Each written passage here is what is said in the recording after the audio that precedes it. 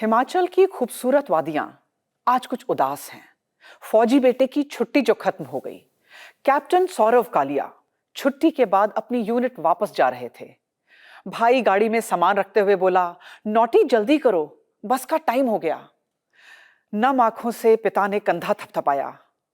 पल्लू से आंसू पोंछते हुए मां ने गले से चिपटा लिया। मन ही मन ढेर सारे आशीर्वाद दे दिए। हे भगवान, मेरे बच्चे की रक्षा करना। उस दिन किसे पता था 23 साल का ये नौजवान, जिसकी फौजी नौकरी सिर्फ 5-6 महीने की हुई थी, आज अमर होने की डगर पे निकल पड़ा। कारगिल की लड़ाई का पहला अमर शहीद कैप्टन सौरभ कालिया, 4 जाट रेजिमेंट। जय हिंद। मैं कैप्टन याशिका हटवाल त्यागी हूं, कारगिल वॉर वेटरन और मिलिट्री इंस्पायर्ड लीडरशिप कोच।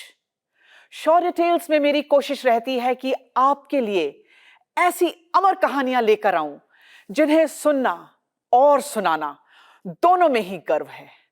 आज भी मुझे वो दिन याद है जब पालमपुर हिमाचल से छुट्टी से लौटते पर लेह में मेरी मुलाकात कैप्टन सौरभ कालिया से हुई।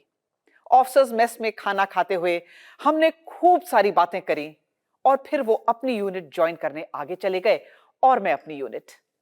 इतना खुशनुमा माहौल था कि कहीं से भनक नहीं लग रही थी कि आगे आने वाला समय कितना भयानक होने वाला है। मई 1999 के महीने में इंटेलिजेंस रिपोर्ट्स आने लगी कि कारगिल और द्रास की ऊंची पहाड़ियों पर कुछ संदिग्ध मूवमेंट नोटिस हो रहा है। सौरभ कालिया को यह टास्क मिला कि सैनिकों की एक छोटी सी टुकड़ी के साथ काकसर सेक्टर में जमीनी हकीकत का पता करें। उस दिन मौसम बहुत खराब होने लगा। तेज बर्फीली हवाएं, बारिश और स्लीट की वजह से कुछ दिखाई नहीं दे रहा था। अगले दिन यानी 15 मई को सौरभ 5 बहादुर जवानों की पेट्रोलिंग पार्टी के साथ निकल पड़े। इन 5 जाट बलवानों के नाम थे सिपाही अर्जुन राम, सिपाही भंवरलाल बगारिया, सिपाही भीकाराम, सिपाही मूलाराम, सिपाही नरेश सिंह। कठिन चढ़ाई और नुकीली पहाड़ियों पे दुश्मन की टोह लेते हुए दिन के तकरीबन 3:30 बज गए थे कि एकाएक उन पर चारों ओर से गोलियां बरसने लगी। दे वर एम्बुश्ड। तुरंत चट्टानों की आड़ लेते हुए सौरभ और उनकी पेट्रोलिंग पार्टी ने जवाबी फायर किया और रेडियो सेट से अपनी यूनिट हेडक्वार्टर्स को खबर करी कि दुश्मन की नफरी हमसे बहुत ज्यादा है, दोनों ओर से फायरिंग हो रही है। तकरीबन 16,000 फीट के एल्टीट्यूड पे साए साए करती बर्फीली हवा, कहीं कोई पेड़ नहीं। चट्टान का सहारा लेते हुए ये टुकड़ी ऊपर बैठे हुए दुश्मन के टारगेट पर थी। धीरे धीरे एम्युनिशन, गोलियां खत्म होने लगी, बंदूकें खामोश होने लगी। दुश्मन के साथ हैंड टू हैंड फाइट यानी गुत्थम गुत्था की लड़ाई में जाट बलवानों ने दुश्मन का कड़ा मुकाबला किया, पर दुश्मन की गिनती बहुत ज्यादा थी। ये पाकिस्तानी भेड़िए हमारे शेरों पर कूद पड़े और आखिरकार इस टुकड़ी को बंदी बना लिया, यानी प्रिजनर ऑफ वॉर बना लिया। दुश्मन की टुकड़ी ने उन्हें जिंदा इसलिए पकड़ा जिससे वो इंडियन आर्मी के बारे में सटीक इंफॉर्मेशन हासिल कर सकें। कहां कितनी फौज है, हमारे हेडक्वार्टर्स कहां कहां हैं, हमारी पोस्ट्स की लोकेशन क्या है, वगैरह वगैरह। 1999 में मई जून के 22 दिनों तक हर दिन, हर घंटा, हर मिनट सौरभ और 5 जाट बलवान बिना हिम्मत खोए पाकिस्तानियों की अमानवीय यातना झेलते रहे। दुश्मन सवाल पूछता रहा, टॉर्चर करता गया, लेकिन इन हिंदुस्तानियों की हिम्मत को डिगा ना सका। एक सैनिकों की टुकड़ी सौरभ और उनके जवानों को ढूंढने निकल पड़ी, लेकिन दुश्मन के एम्बुश का शिकार हो गई। उनके पार्थिव शरीर 57 दिनों के बाद हमें मिल सके।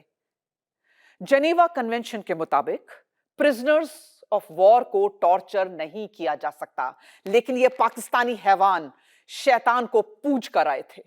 एक एक कर सौरभ के नाखून उखाड़ दिए। जब वो कुछ ना बोले तो कान में गरम रॉड डाल दी।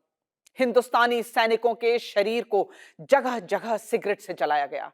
राइफल के बट से मार मार कर दांत और हड्डियां तोड़ दी।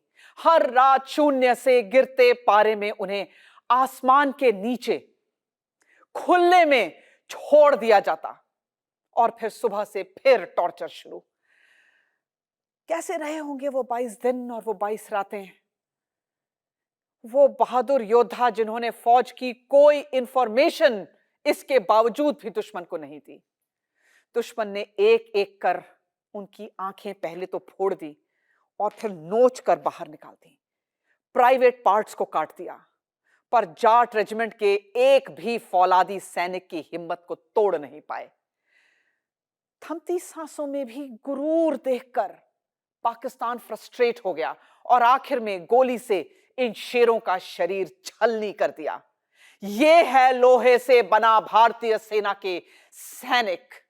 उनके पोस्टमार्टम की रिपोर्ट आज भी इंटरनेट पे अवेलेबल है। जब तक थी सांस लड़े वो, फिर अपनी जान लुटा दी। तुम भूल न जाओ उनको, इसलिए कही ये कहानी। जो शहीद हुए हैं उनकी जरा याद करो कुर्बानी।